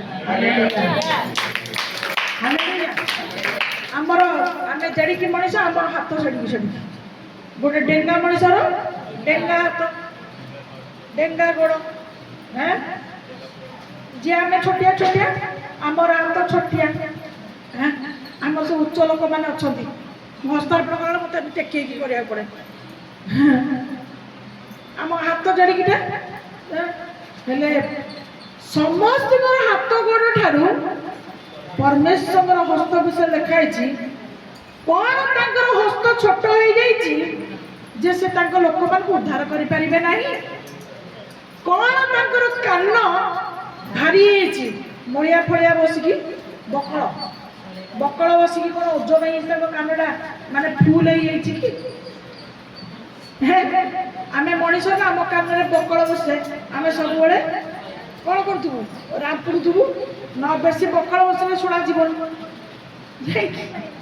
कौन आम प्रभुंकर कान भारी से कौन भारी भारी कानर पेंडी फुल आ कौन कौन सब बड़ बड़ जो कान सब पिंधुंट आजिकल विशाल विशाल कुंडल सेगुरा कौन प्रभु पिंधि जे कानटा भारी लगुच से आम कथा शुणी पारे से ओजनटा बोई बोईका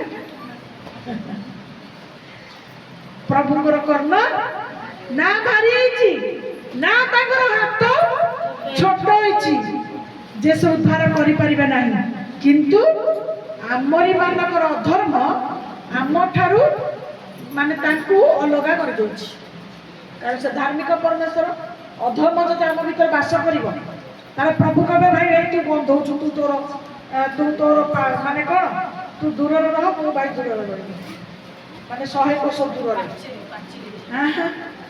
तमे गंधिया लोक गोटे ना ये मो पाखे बोलছি ना भण भण गंध होता मुझे कही था तू जा रे गंध हो बस पारि हाँ से जानी से कौन कर बासना है कि से आई बस आराम से तार कुछ असुविधा नहीं मोर कुछ असुविधा नहीं हालेलुया तो आमको जदि गंध हो मनुष्य झाड़ हैं ताले आम भीतर जो अधर्म असना विषय अधर्मटा हूँ असना विषय असना विषय जो आम भीतर रोचे ताले प्रभु को गंधेबनी आ प्रभु को गंधेले प्रभु दूर को पलैबे असना लगे प्रभु को तेणु आम भीतर थी असना विषय आम भीतर थी अधार्मिकतार विषय आम भीतर कौन हो जाऊ धोई हो जाऊ परिष्कार परिच्छन्न हो परमेश्वर निकट को आसीबा हालेलुया हालेलुया प्रभु हमको दूर को जीते नहीं मात्र प्रभु कौन करिवे प्रभु हम निकट रे रहिबे एवं हम प्रार्थना सुनिबे आज ठू एई मुहूर्त ठू निज निज भितरे हमर गंधिया जिंस को हमें खोजिबा हम हृदय रे बकल बसिची ना मळी जमीची है ऊपर तो हमें साबुन लिक्विड रे सफा करके सफा सुतरा हो जाउछ मात्र हृदय भीतर जोटी प्रभुंकर स्थान सेठी बकल फकल पंक पंक शिउड़ी पुड़ी लगी जाइनी तो प्रभु आसवे नसना करेंगे कहे छी तू बंद हो अलग अलग आगे पड़ो बुझिपार तेणु प्रभुंकर विच्छेद घटाई आम अपराध प्रभुंक ठारू आमको विच्छेद अलग कर पुणी लिखाई मुह आमठू लुचि बुझिपार कौन पाए सब असुविधा होची बुझिपाइल आउ कहीं कहबनी जे प्रभु कहीं प्रार्थना शुणुना आउ कहीं कहबनी जे कहीं आश्चर्य कर्म हो आउ कहीं कहबनी प्रभु को कौन देखा जाऊनी प्रभु को कौन शुणा जाऊनी आउ बिल्कुल आप कहबे प्रभु क्लियरेंस करदे तू भल जदि मु भी भल तू जदि खराब मु भी तो पाई खराब तू जहाँ जति कहता तू जहाँ कहता तू बुकुता मु तो ठीक अच्छी बुझिपारे हालेलुया परिष्कार परिष्कार घर परिष्कार शरीर परिष्कार जिनस पत्र परिष्कार हांडी कुंडी परिष्कार मन भी परिष्कार हृदय भी परिष्कार कारण आप मान परमेश्वर होती स्फटिक तुल्य संपूर्ण परिष्कार प्रभु बहुत बहुत धन्यवाद दुई पद भी पढ़ीदेल शेष पद को जीवा वाक्य शेष करवा कलोसी 2 अध्याय 7 पद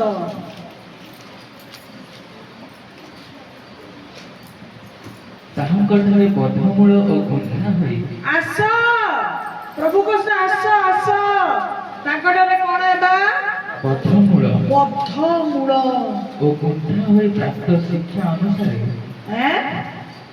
गुथाई ପ୍ରାପ୍ତ ଶିକ୍ଷା ଅନୁସାରେ प्राप्त शिक्षा अनुसार ବିଶ୍ୱାସରେ ନିଷ୍ଠାବାନ ହୋଇ विश्वास रे निष्ठावान होई ଅଧିକରୁ ଅଧିକ ଧନ୍ୟବାଦ ଦିଅ अधिक रु अधिक धन्यवाद दियो हालेलुया हालेलुया एठी साबुन दरकार नहीं शैम्पू दरकार नहीं लिक्विड दरकार नहीं परिष्कार हेबा पाई कोन दरकार तांकर प्रेम रे गुंथा हबो तांकर वाक्य जहाँ शिक्षा दउची जिया दिया जाउची ता प्रति आसक्त हबो आउ कोन करिवो निष्ठार सहित निष्ठापरण होई तांकर सेवा करिवो तमे ऑटोमेटिक दिन प्रतिदिन परिष्कार परिष्कार परिष्कार परिष्कार संपूर्ण परिष्कार होई जीवो हालेलुया हालेलुया आज भी लोक मानकर मन रे एमिति अछि तो से माने भाबंती जे प्रभु यीशु को विश्वास कले प्रभु यीशु को सम्मान कले प्रभु यीशु को भक्ति कले आमर धर्म परिवर्तन हम कारण सी आम धर्मर ईश्वर नुह मु कहीं कहूँ काली गोटे जगह को जाइए आमती किसी कथा आलोचना हो सी किसी ग्रंथ विषय मत कहले मु भी किसी ग्रंथ विषय कहले आ कहू कहू से मत गोटे विषय को कहले जे प्रकृत दीदी आउ माने जोड़ा आमर माने लोक माने जो भाबुचंती जे प्रकृत ख्रीस्टियन मानकर ईश्वर प्रभु जीशु आउ सब जो अन्य अच्छा से हिंदू मानकर देवादेवी आ भितर फरक कौन मुझे गोटे विषय पचारि परमेश्वर जिते जगत को सृष्टि कले ता भितर मनुष्य को सृष्टि कले केतेटा जाति नहीं सृष्टि करते आ केतेटा जाति अलग अलग नियम को तैयारी करते मनीष जाति मनीष जाति रे 2टा जाति स्त्री जाति पुरुष जाति तेणु प्रत्येक ग्रंथ प्रत्येक धर्म पुस्तक गोटे विषय को शिक्षा दिए उत्तम विषय को शिक्षा दिए किंतु गोटे फरक जीशुकर कौन प्रकार माने जन्मर अपवित्रता बा असुचिता नहीं पुणी प्रभु जीशु परी ए जगत रे कहीं निजको निजर प्राण देखी कहीं रक्त झरे नाहंती पुणी कहीं पुणी थरे से रूप रे पुणी थरे माने कौन कहते आविर्भाव होना समस्त विषय भिन्न भिन्न विषय अच्छी किंतु सबुठ अलग विषय प्रभु जीशु नाम अच्छी मृत्यु भिन्न तांकर समर्पित जीवन भिन्न लोक मान प्रेम करने विषय भिन्न जन्म तांकर भिन्न स्वर्ग रु आसवा विषय भिन्न स्वर्ग को जीवा विषय मध्य भिन्न एवं तांकर विश्वास कार्य रे तांकर प्रति ସମର୍ପଣ ଜୀବନ ମଧ୍ୟ ସମ୍ପୂର୍ଣ୍ଣ ଭିନ୍ନ। Hallelujah hallelujah hallelujah. ଯଦି ଜଣେ ଅଧର୍ମ କର୍ମ କରୁଛି, ମଦ୍ୟପାନ କରୁଛି, ଅଶୁଚି କର୍ମରେ ଲିପ୍ତ ଅଛି, ଯଦି ତାକୁ ବାକ୍ୟ ଦ୍ୱାରା ସେ ପରିବର୍ତ୍ତନ ହେଉଛି, ମନ୍ଦ ପଥରୁ ଫେରି ଆସୁଛି, କ'ଣ ସେ ଖ୍ରୀଷ୍ଟିଆନ? ତାର ଧର୍ମ ପରିବର୍ତ୍ତନ ହେଇଯାଉଛି, ତାର ଜୀବନ ପରିବର୍ତ୍ତନ ହେଉଛି। ହାଲେଲୁୟା। ଏବଂ ପ୍ରତ୍ୟେକ ଜଗତ ଭିତରେ ପ୍ରତ୍ୟେକ ମାନବ ଜାତି, ସ୍ତ୍ରୀ ଏବଂ ପୁରୁଷ, ପ୍ରତ୍ୟେକ ଜାତି ଯେପରି ସମ୍ପୂର୍ଣ୍ଣ ଅଶୁଚିତାରୁ ମୁକ୍ତି ପ୍ରାପ୍ତ ହଉ, ତାହା ହିଁ ଆଜି ଏହି ସମସ୍ତ ଉତ୍ତମ ଶିକ୍ଷାର ମୂଳ ବିଷୟ ଅଟେ। ସେଥିପାଇଁ ଏଠି କୌଣସି ପ୍ରକାର ଜାତି ନାହିଁ, ପତି ନାହିଁ, ଧର୍ମ ନାହିଁ, କିଛି ବି ନାହିଁ। ଯେ ବିଶ୍ୱାସ କଲା, ଯେ ଭକ୍ତି କଲା, ଯେ ଆପଣା ଜୀବନକୁ ସମସ୍ତ ସମ୍ପୂର୍ଣ୍ଣ ଅସତ୍ ବାଟରୁ ପରିବର୍ତ୍ତନ କରି ଧର୍ମ ପ୍ରତି ଫେରିଲା, ଖ୍ରୀଷ୍ଟିଆନ ଧର୍ମ ପ୍ରତି ନୁହଁ, ମାନେ ଧାର୍ମିକତା ଜୀବନ ପ୍ରତି ଫେରିଲା, ସେମାନଙ୍କ ପାଇଁ ପ୍ରଭୁ ଅଛନ୍ତି। କାନ ଡେରିଛନ୍ତି, ଦୃଷ୍ଟି ରଖିଛନ୍ତି, ହାତ ତାଙ୍କର ଅଛି, କ୍ଷମତା ମଧ୍ୟ ତାଙ୍କର ଅଛି। ପ୍ରଭୁଙ୍କ ନାମରେ ବହୁତ ବହୁତ ଧନ୍ୟବାଦ। ତାଙ୍କ ଶିକ୍ଷାରେ ଆମେ କ'ଣ ହେବା? ଗୁନ୍ଥା ହେବା। ଆମର ବିଶ୍ୱାସ, ଯୋଉ ବିଶ୍ୱାସ ଅଛି, ଆମ ବିଶ୍ୱାସକୁ ଆମେ ଦୃଢ଼ କରିବା। ତାର ଅର୍ଥ, ଯେପର୍ଯ୍ୟନ୍ତ ଆମ ବୋଝକୁ ପ୍ରଭୁକୁ ସମ୍ପୂର୍ଣ୍ଣ ଦେଇନାହୁଁ, ଆମେ ଚିନ୍ତାରୁ ମୁକ୍ତ ହେଇନାହୁଁ, ମନେ ରଖନ୍ତୁ, ସେ ପର୍ଯ୍ୟନ୍ତ ଆପଣମାନଙ୍କର ବିଶ୍ୱାସ ଦୃଢ଼ ନାହିଁ। ଆପଣ ନିଜ ଚିନ୍ତାରେ ଆଉଜିକି ଅଛନ୍ତି, ଆପଣ ନିଜ ଉପରେ ନିଜର ନିର୍ଭର ରଖିଛନ୍ତି, ଆପଣ ଅନ୍ୟ ଉପରେ ନିର୍ଭର କରିଛନ୍ତି, ସମ୍ପୂର୍ଣ୍ଣ ନିର୍ଭର ପ୍ରଭୁଙ୍କ ଉପରେ ନାହିଁ।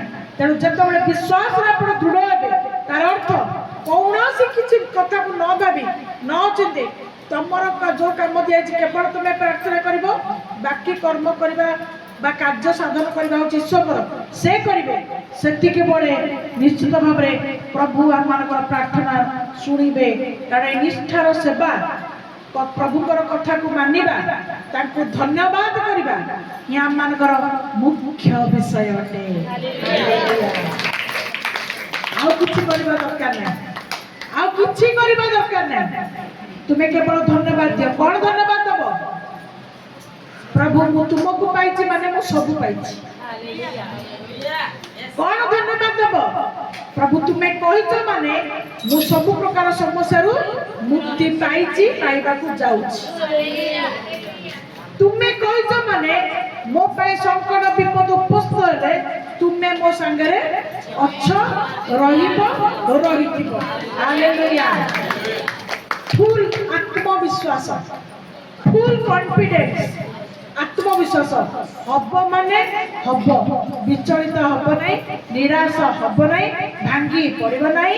ପ୍ରାର୍ଥନାକୁ ଜୋର କର, ବିଶ୍ୱାସକୁ ଜୋର ଧର, ପ୍ରଭୁଙ୍କ ପ୍ରେମରେ ବାନ୍ଧି ହୋଇ ଆପଣା ଆପଣା ଅଧର୍ମ ସବୁକୁ ପରିତ୍ୟାଗ କର। Hallelujah hallelujah. ଏବେ ଆଜିର ବାକ୍ୟରେ ଆପଣମାନେ କ'ଣ ଶିକ୍ଷା ଲାଭ କଲେ? ବାକ୍ୟ ଭଲ ଲାଗିଲା ସମସ୍ତଙ୍କୁ? ବାକ୍ୟ ଭଲ ଲାଗିଲା? ଭଲ ଲାଗିଲା ଟି? କ'ଣ ଭଲ ଲାଗିଲା ଆପଣଙ୍କୁ?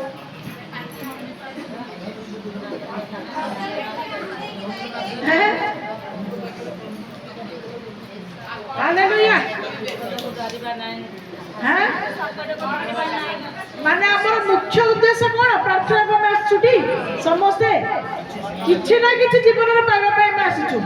ବିନା ଇଚ୍ଛାରେ ଆମେ କେହି ପ୍ରଭୁଙ୍କ ପାଖକୁ ଆସୁନୁ। ତାର ମୁଖ୍ୟ ଉଦ୍ଦେଶ୍ୟ କ'ଣ?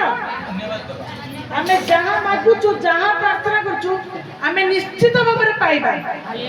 ଏଣୁ ଆଜି ଆମେ ଶିକ୍ଷା ଲାଭ କଲୁ, ପାଇବା ପାଇଁ ଯଦି ବିଳମ୍ବ ହେଉଛି, ପାଇବା ପାଇଁ ଯଦି କିଛି ବନ୍ଧନ ଅଛି, ତାର ଅର୍ଥ ଆମେ କୋଉଠି ନା କୋଉଠି ଟିକେ ଝୁଣ୍ଟିକି ଖଣ୍ଡିଆ ଖାବରା ହେଇକି ଅଧର୍ମକୁ ଆଦର କରିକି ରଖିଛୁ। ତେଣୁ ପୁରା ପରିଷ୍କାର ହେଇଯିବା, ସବୁ ଆମେ 100ରେ ପାଇବା। ହାଲେଲୁୟା। ଆମେ 100ରେ ପାଇବା। ୱିନ୍ ୱିକେଟ ମୁଁ ଜାଣିନି ସେଗୁଡ଼ା କ'ଣ, କୋଉଥର ୱିନ୍, କେତେରେ କେତେରେ ୱିନ୍ ହନ୍ତି କି? ଯୋଉ କ୍ରିକେଟ ଛକା, ଯୋଉ ଛକା ଚୌକା, କ'ଣ 10টা ଅଲ୍ ଆଉଟ୍ 10ଟା ୱିକେଟ୍ ଛାଡ଼ ମୁଁ ଜାଣିନି ସେଟା କହିପାରିବି ହାଲେଲୁୟା ହଁ ମୁଁ ଖାଲି ଛକା 100ରେ ଛକା ହେଲା হ্যাঁ প্রভু আমাকে আশীর্বাদ করবে আশীর্বাদ করবে কারণ আমাকে প্রভু পাখে দাবি করিয়ার আছে তুমি কহিছ বাক্যরে লেখা আছে তুমি শুণ হালেলুয়া প্রভু নামে ধন্যবাদ বাপার মানুষ কইলি আপন জলদি আসবে জলদি ঘরকু যাবে তেণু যে হলি হলিকে আসছি মোর কথা কিছু যায়স নাই যে জলদি আসছে বহুত ভালো আসন্তা দিনর কম্পিটিশন মাইন্ডে জলদি আসন্তু আপন আরামসে ঘরକୁ ଯାଇକି ଖାଇ ପିଇକି ଶୁଅନ୍ତୁ